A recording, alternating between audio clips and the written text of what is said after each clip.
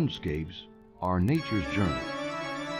Mountains, rivers, and shorelines tell stories of ancient earthquakes, ice ages, and the constant influence of the ocean. Here, off the southwest coast of Alaska, nature's forces created a remote gathering of islands, a land of plenty. This is Kodiak National Wildlife Refuge, home of the great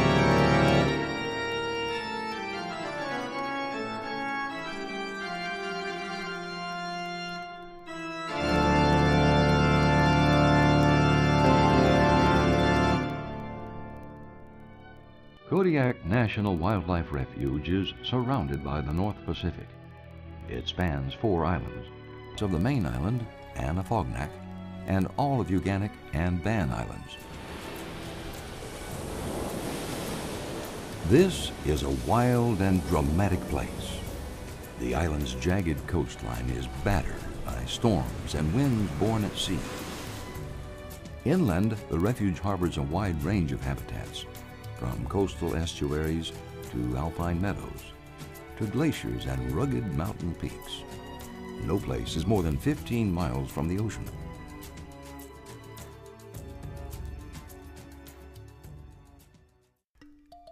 The name Kodiak has its origins in the native Alutiiq language as a word for island.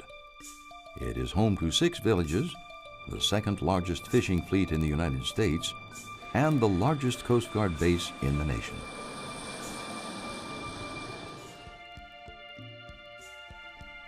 It's spring on Kodiak, and the island is about to become the land of plenty. The bears have emerged from winter dens, and Kodiak's shoreline is their first stop. Here they feed on tender sedges, beach grasses, and sometimes a special treat of carrion from the ocean. The short spring gives way to summer, and the living gets even easier. Millions of salmon converge on Kodiak. At nature's urging, they swim upstream to spawn, and the bears are ready. Some females have new cubs, born the past winter. Others have 1- or 2-year-olds with them. Solitary by nature, the bears enjoy a wary truce during the salmon runs. There's plenty for all.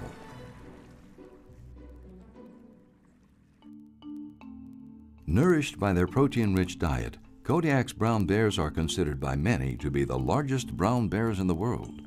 Males can weigh 1,400 pounds and stand 10 feet tall on their hind legs. By comparison, brown bears in interior Alaska, often called grizzly bears, peak at half that weight and stand only 6 or 7 feet tall. Kodiak's bears have been isolated by the Pacific for some 12,000 years and are genetically distinct from their brown bear cousins on the mainland. More than 3,000 bears live on the 1.9 million acre refuge, one of the highest densities of brown bears in North America. The Kodiak bear is a product of a finely tuned ecosystem, which is fueled by salmon and the marine resources upon which they feed. All 5 species of Pacific salmon return to Kodiak to spawn and die. From June through December, the streams and lakes of the refuge fill with chinook, sockeye, pink, chum, and coho. The feast attracts more than bears. Otters share the work of catching the fish, while eagles and scavengers enjoy the leftovers. The salmon bring ocean nutrients inland, enriching the Kodiak ecosystem.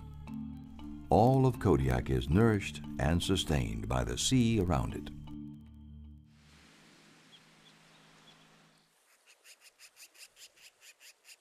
Birds also abound on and around Kodiak. This includes more than 600 nesting pairs of bald eagles. In winter, while Kodiak's giant bears are sleeping in their dens, Kodiak's ice-free shoreline and abundant sea life support more than 1.5 million seabirds. The refuge also provides critical winter habitat for rare emperor geese and Steller's eiders. Kodiak's ecosystem supports abundant and diverse life, but it is also fragile. In 1989, these shores were devastated by the Exxon Valdez oil spill. It was the largest human-caused environmental tragedy ever to hit North America.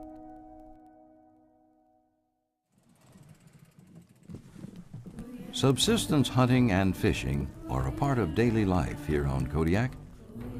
Even though the Kodiak archipelago may seem remote today, this ecosystem has been a hub of human activity for more than 8,000 years. The Alutiiq people have been stewards of this great land and have hunted Kodiak's bears and other animals for many generations. And while hunting tools have changed in modern times, Alutiiq knowledge and reverence remains the same. The Alutiiq people share their heritage and culture at the Alutiiq Museum near the Refuge Visitor Center. Over the centuries, as new cultural groups settled on Kodiak, attitudes toward the bears changed. Fur traders from Siberia established the first permanent Russian settlement in Alaska on Kodiak Island in 1784. Within 20 years, Kodiak was a major port of call in the North Pacific fur trade. The island's Russian history can still be seen in the city of Kodiak.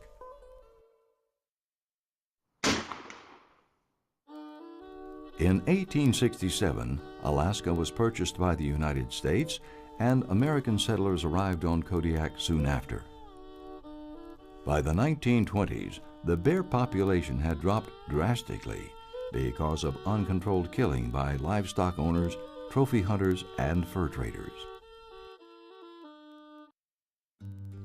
But conservationists and ethical hunters were paying attention and rallied support for the Kodiak bear.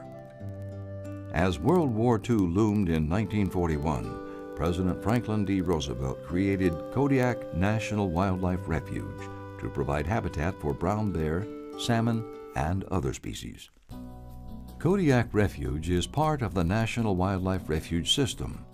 There are now more than 545 refuges, totaling nearly 96 million acres nationwide. Alaska is home to 16 refuges, including Kodiak. The National Wildlife Refuge System is the only network of federal lands dedicated specifically to wildlife conservation. National Wildlife Refuges are also places for people to experience nature. Kodiak is remote and can be accessed only by airplane or boat, but its allure is irresistible. Wild and roadless, the refuge promises adventure whether you come to view bears, hunt, fish, or relax overnight in one of the refuge's public-use cabins. Bear hunting is allowed, but strictly regulated by a keen understanding of conservation and population dynamics. Black-tailed deer, mountain goats, and elk, all introduced species, are also hunted on the refuge. Managing refuge lands and resources can be as dynamic as the landscape. Staff assess the health of the ecosystem by monitoring fish and wildlife populations, habitat conditions, and public use. Although it seems isolated and wild, Kodiak is not immune to global challenges. It is situated along a busy trade route, and visitors, not all of them people, come from around the world. Invasive species, such as orange hawkweed, came innocently. It was introduced as a garden plant, but aggressively spread into the refuge's meadows, killing off native grasses. Whirling disease, New Zealand mud snails, and green crabs are other species threatening the Kodiak ecosystem. Visitors can keep these invaders at bay by thoroughly cleaning boots, recreation, and fishing gear before entering the refuge.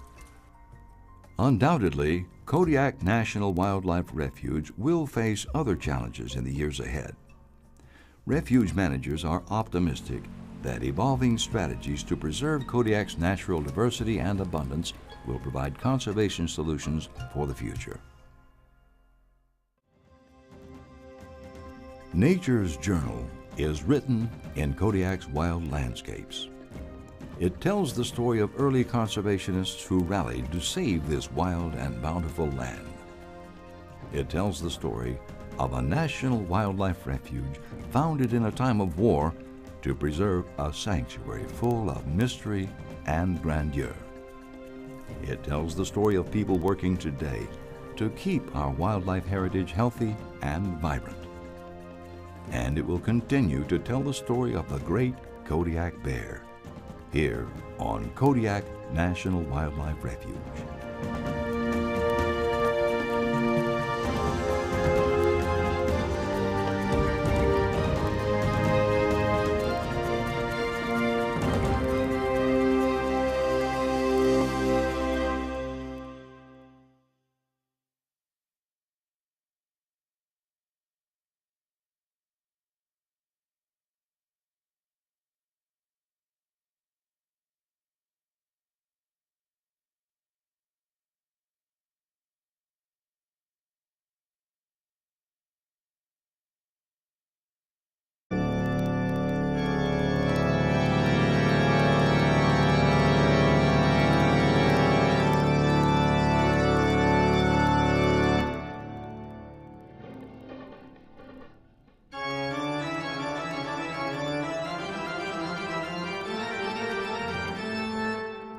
Landscapes are nature's journey. Mountains, rivers, and shorelines tell stories of ancient earthquakes, ice ages, and the constant influence of the ocean. Here, off the southwest coast of Alaska, nature's forces created a remote gathering of islands, a land of plenty. This is Kodiak National Wildlife.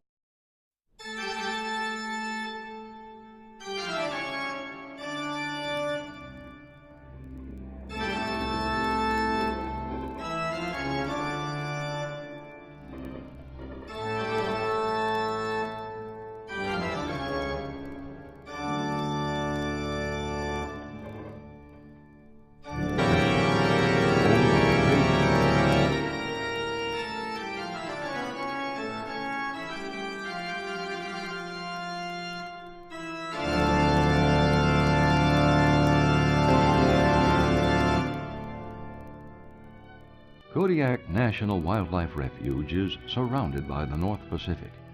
It spans 4 islands, of the main island, Anafognak, and all of Uganik and Ban Islands. This is a wild and dramatic place. The island's jagged coastline is battered by storms and winds born at sea. Inland, the refuge harbors a wide range of habitat.